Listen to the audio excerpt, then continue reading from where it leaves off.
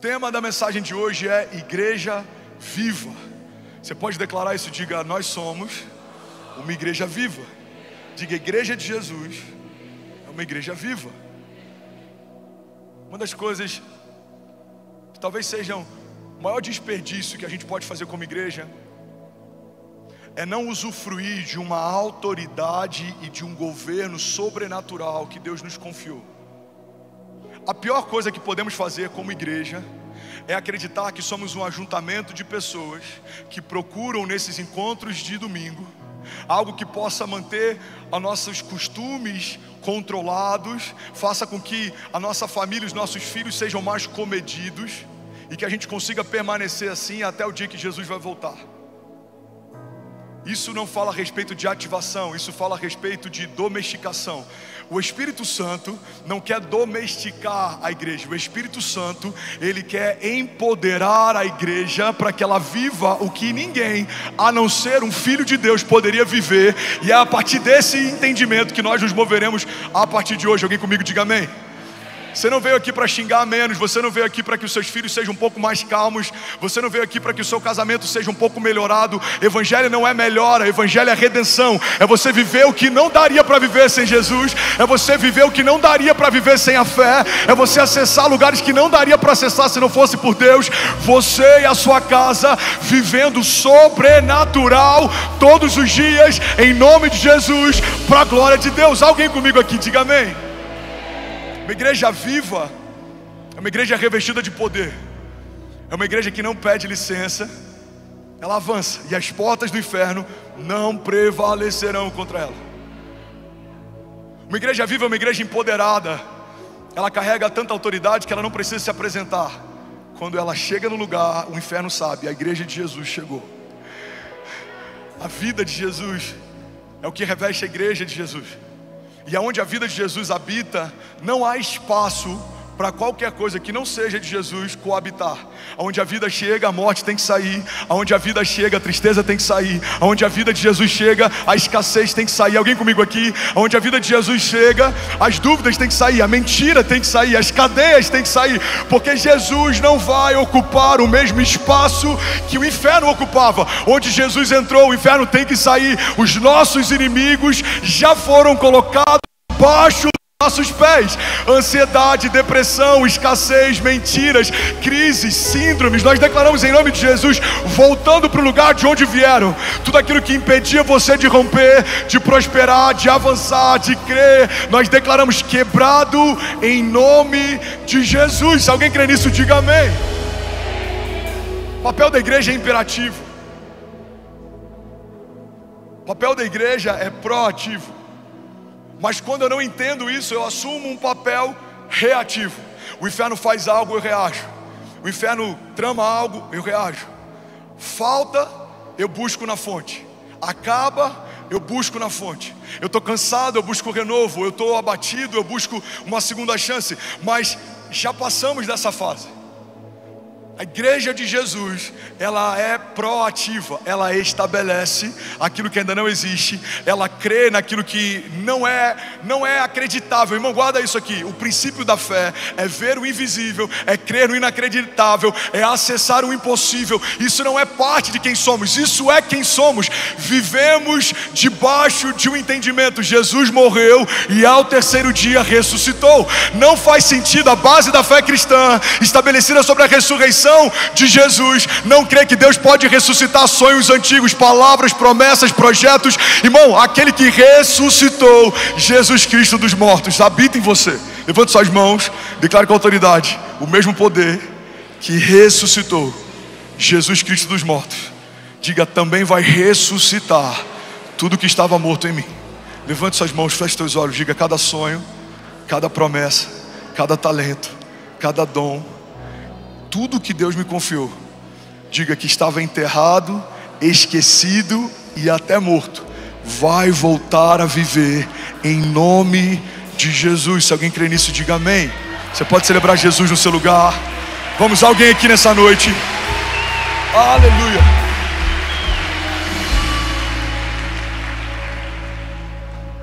A autoridade que Deus confiou para a igreja, olha para mim, é para reivindicar, estabelecer, profetizar, ligar e desligar, se mover, resistir, edificar, construir, liderar, governar.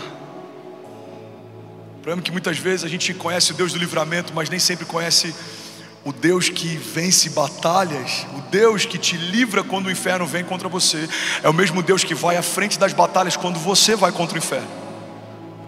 Pastor, a igreja vai contra o inferno? Vai. A palavra de Deus nos garante isso. As portas do inferno não prevalecerão contra a igreja. Se puder voltar como estava o som, estava maravilhoso para mim, mudou tudo aqui agora. As portas do inferno não prevalecerão contra a igreja. O que significa isso? Se a tua casa ainda está lá, você vai tomar aquilo que é teu por direito. Se os seus filhos estão lá, se os seus negócios estão lá, se a sua vida financeira vai estar lá, você não pode aceitar como uma realidade aquilo que é diferente do que Deus te prometeu. O inferno tem planos para você. O inferno odeia você, odeia sua família, odeia sua casa, odeia suas promessas. Mas isso é um problema do inferno, porque antes de cada palavra contrária do inferno ser levantada contra você, uma palavra de vida eterna já havia sido liberada sobre você. Para cada palavra contrária, centenas de promessas. Alguém comigo aqui? Para cada levante do inferno, milhares de milagres, porque tudo que o inferno faz é uma versão deformada daquilo que Deus já fez. Deus disse: vai acontecer. Aí o inferno levanta dúvidas, opiniões, conselheiros que não são de Deus, conselhos que não vêm de Deus, portas que não foi Deus quem abriu. Deus disse: vai acontecer. Aí se levantam opiniões, ruídos, desertos, tempestades. Irmão, guarda isso aqui. O inferno sempre tenta acessar uma revolução antes dela acontecer. Foi assim com Moisés, foi assim com Jesus, foi assim com José, foi assim com Davi. Todos esses homens ouviram de Deus algo extraordinário e logo em seguida eles foram afetados, eles foram confrontados, eles foram perseguidos. José recebe um sonho de Deus, dias depois ele é lançado numa cova e é vendido pelos irmãos. Davi recebe uma unção de Deus, dias depois ele começa a ser perseguido pelo rei vigente, embora para os céus aquela cadeira não estava mais ocupada. Jesus está sendo gerado no ventre de Maria. Então existe uma perseguição, assassinando todos os primogênitos. Moisés, o libertador do Deus, ligou. Então tudo que o inferno vai tentar fazer é fazer você desacreditar daquilo que Deus já estabeleceu. Alguém comigo?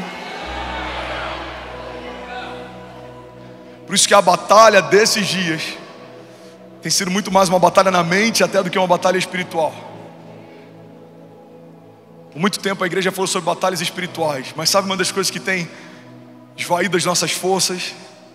Batalhas na mente. Joyce Meyer fala que, e como que o inferno tem tentado saquear a igreja de Jesus?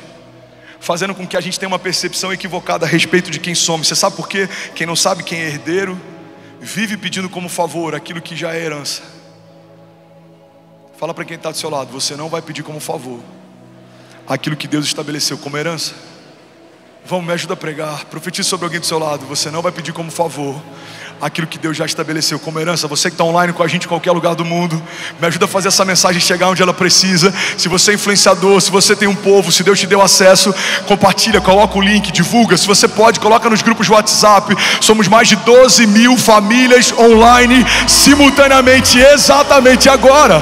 Kuwait acabou de conectar, Luxemburgo, Itália, Inglaterra. Alguém pode, pelo amor de Deus, fazer barulho aqui nessa noite? Aleluia! Aleluia!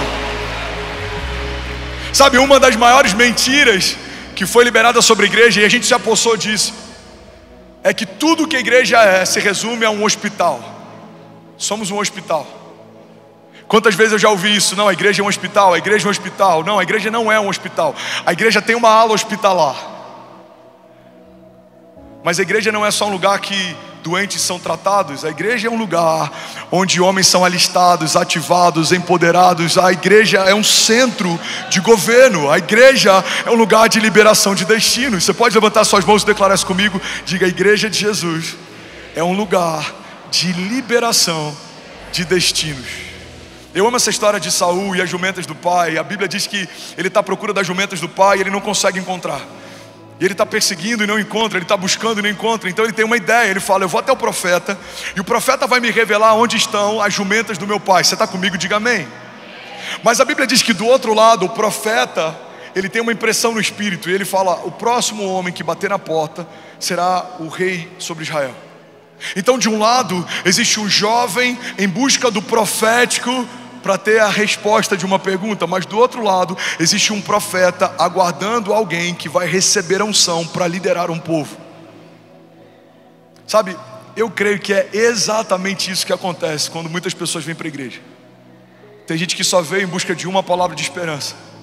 Tem gente que só veio em busca de um encontro com Deus.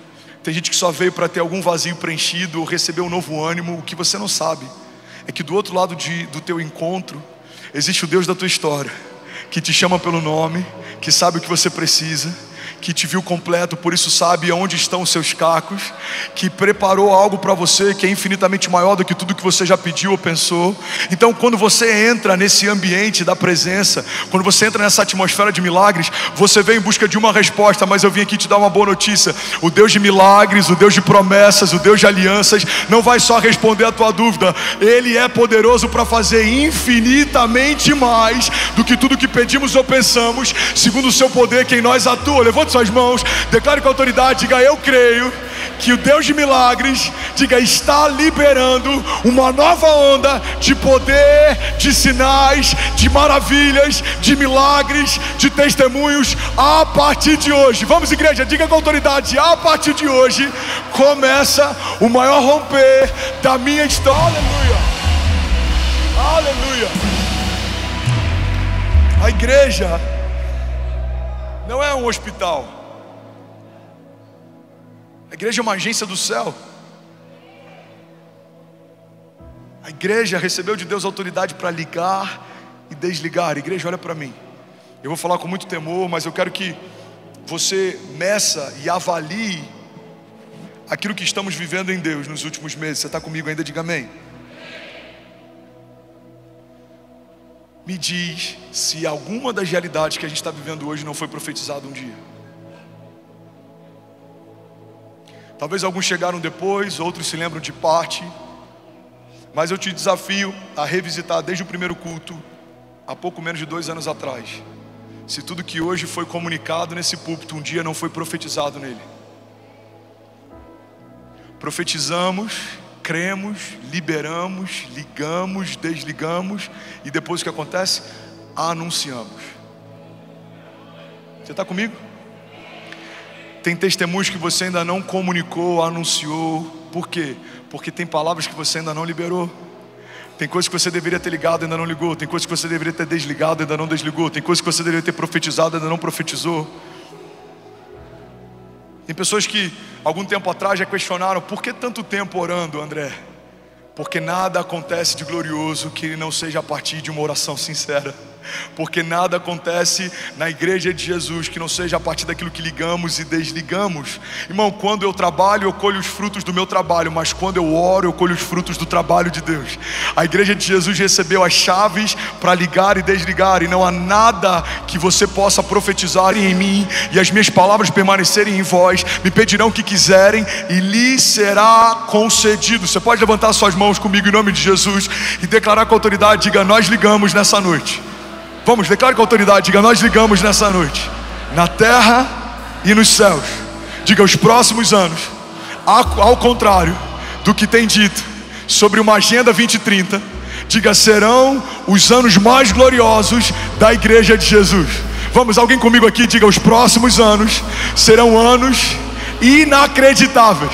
Os nossos olhos naturais não conseguirão compreender a altura, a dimensão e a profundidade do que Deus fará a partir da sua igreja. Declare com autoridade, diga: os meus filhos, a minha casa, tudo que o Senhor me confiou, abençoado, multiplicado, expandido, estendido, em nome de... Aleluia.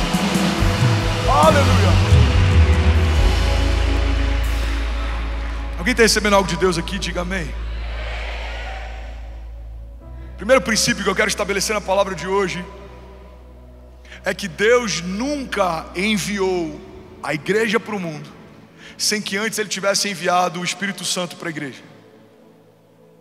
todas as vezes que houve um comissionamento de Deus na antiga aliança, houve um revestimento da parte de Deus através do Espírito Santo. Olha para mim, irmão. Moisés é chamado para uma missão, recebe revestimento de poder. Os profetas, revestimento de poder. Os reis, revestimento de poder. Todo homem chamado por Deus na antiga aliança recebia uma capacitação sobrenatural para operar algo. Mas na nova aliança existe algo superior à aliança anterior. O Espírito que antes visitava, agora habita. O Espírito que antes era temporário ou pontual, agora ele reside. Você não é mais um lugar de visitação, você se tornou um lugar de habitação. Você não é uma pousada do Espírito, você se tornou uma morada do Espírito. Levante suas mãos, declare comigo: Deus habita em mim, Deus se move em mim, Deus tem liberdade para fazer o que Ele quiser na minha vida, na minha casa, na minha agenda. Vamos, esse é o princípio da oração do Pai Nosso. Declare com autoridade, diga: seja feita a sua vontade na minha vida, como já é feita nos céus. O que muda a partir de uma nova aliança é que o Espírito que antes visitava a igreja, agora ele habita na igreja. Jesus, ele volta dos mortos, revisita os discípulos, e ele dá uma direção clara: não façam o que vocês vão fazer sem que antes venha sobre vocês um revestimento de poder. Atos 1:3, não precisa nem colocar no telão, olha para mim e ouve isso aqui. Atos 1:3 diz assim: depois do seu sofrimento, Jesus apresentou-se a eles e deu-lhes muitas provas indiscutíveis de que estava vivo. Apareceu-lhes por um período de 40 dias, falando-lhes acerca do reino de Deus. Certa ocasião, enquanto comia com eles, deu-lhes esta ordem: não saiam de Jerusalém, mas esperem pela promessa do meu Pai, da qual eu lhes falei. Pois João batizou com água, mas dentro de poucos dias vocês serão batizados com o Espírito Santo de Deus. Alguém pode dizer glória a Deus por isso? Jesus está dizendo: olha, vocês vão libertar cativos, curar enfermos, vocês vão avançar, o inferno não vai poder resisti-los, mas permaneçam até que. Jesus está dizendo: não façam isso sem antes carregarem um revestimento sobrenatural. Não falem do meu nome sem carregarem uma porção de mim. Não tentem fluir em dons e maravilhas sem antes receberem uma nova porção de revestimento. Por quê? Porque vocês não vão falar sobre algo que ouviram, vocês vão manifestar aquilo que se tornaram. Levante suas mãos e declare com autoridade: diga: milagre não é o que eu faço, diga: é quem eu sou. Eu e a minha casa somos um milagre vivo, caminhando sobre as ruas da cidade. Declare com autoridade que o meu casamento é um milagre de Deus. Diga: tudo que Deus me confiou, eu não poderia ter. Tudo que eu sei, eu não poderia saber. Tudo que eu faço, eu não poderia fazer. Mas Deus desejou usar as coisas fracas para confundir as fortes, usar as coisas loucas para confundir as sábias. Diga com autoridade, diga: Deus decidiu fazer, e agindo Deus, não há quem possa impedir o seu agir. Você pode declarar com autoridade, diga: se Deus é por nós, nada e nem ninguém pode contra nós. Você pode celebrar Jesus no seu lugar, você pode dar um brado de liberdade aqui nessa noite. Vamos, alguém? Será que você pode, pelo amor de Deus, fazer barulho? Aleluia! Atos 2.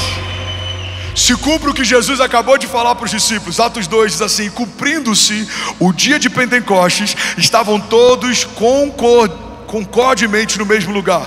E de repente veio do céu um som, como um vento veemente, impetuoso, encheu toda a casa em que estavam assentados, e foram vistas por eles línguas repartidas como línguas de fogo, as quais pousaram sobre cada um deles. E todos, você pode declarar comigo, diga: todos, não, fala com autoridade, diga: todos foram cheios do Espírito Santo de Deus.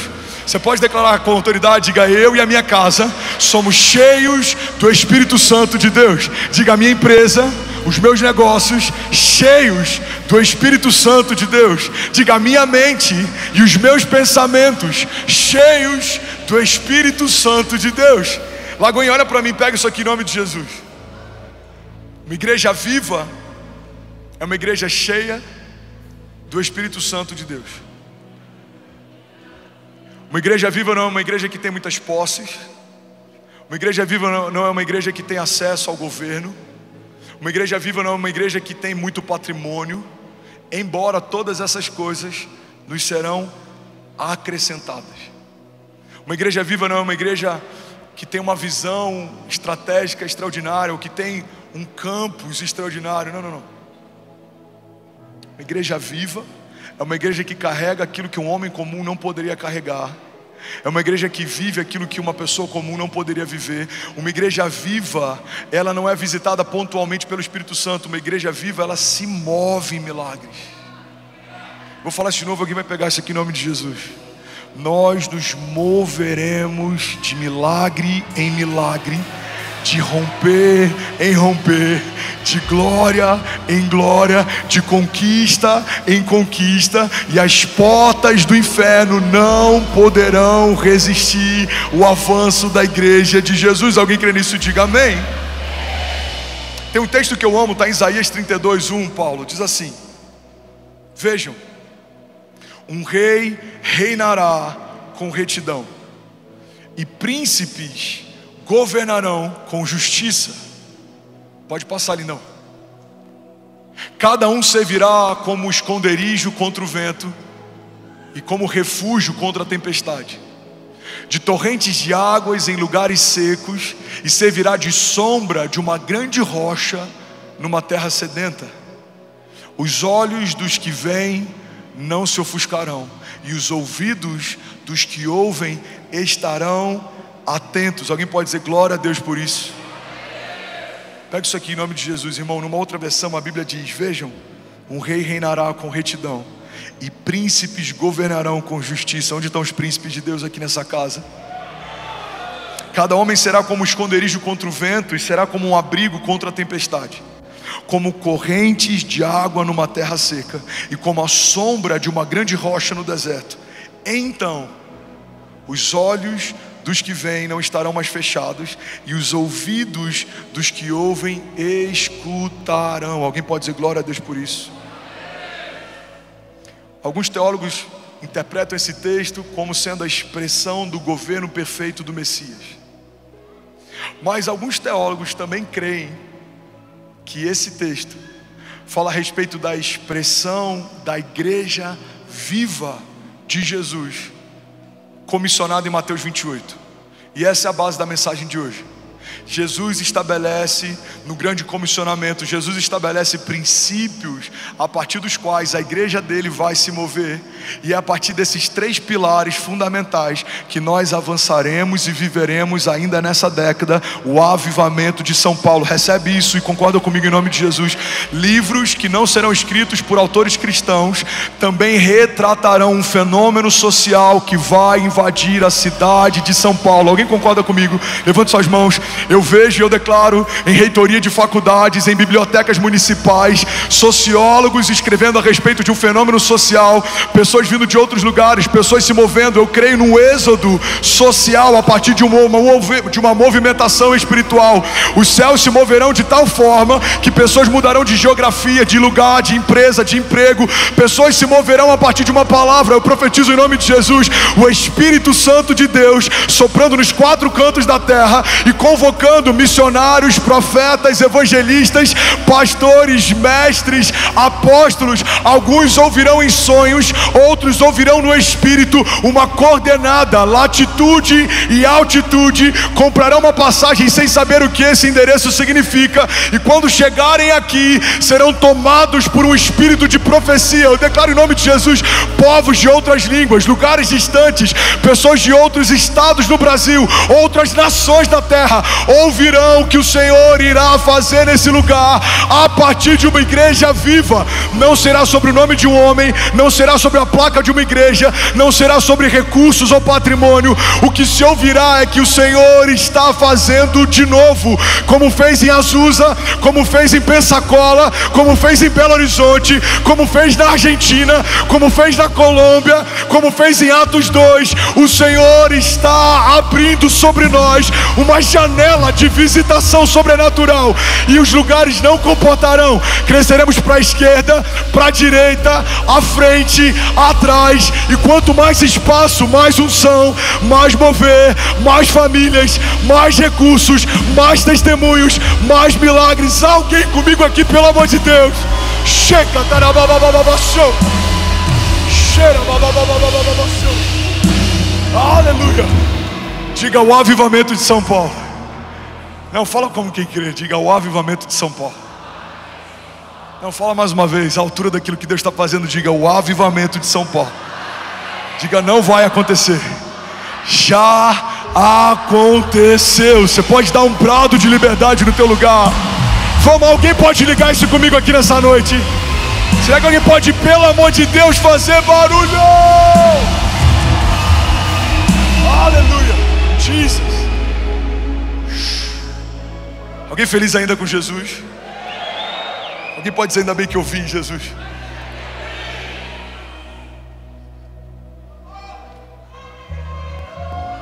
Aleluia.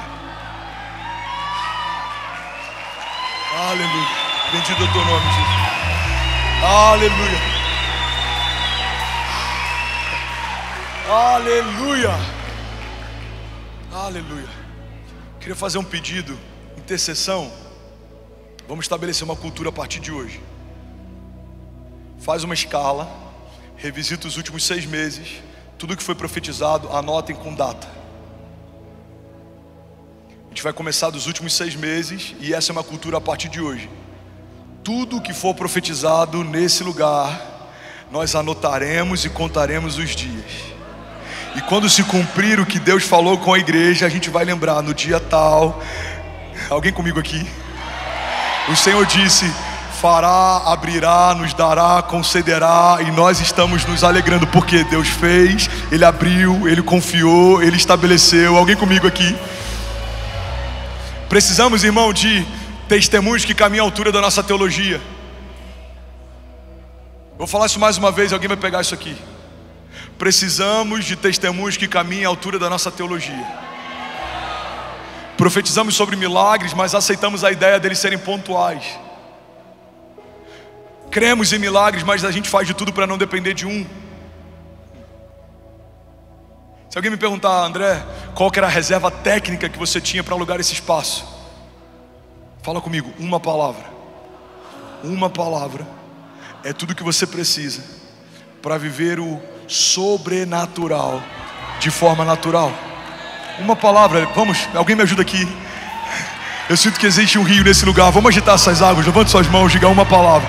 Vamos, alguém profetiza isso, diga uma palavra é tudo que eu preciso.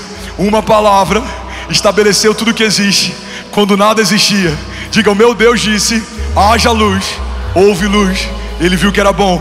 Diga, o meu Deus disse, haja vida, houve vida, Ele viu que era bom. Diga, o meu Deus está dizendo, haja. E nós cremos, coisas novas estão se manifestando em nome de Jesus e para a glória de Deus. Se alguém crê nisso, diga amém. Aleluia.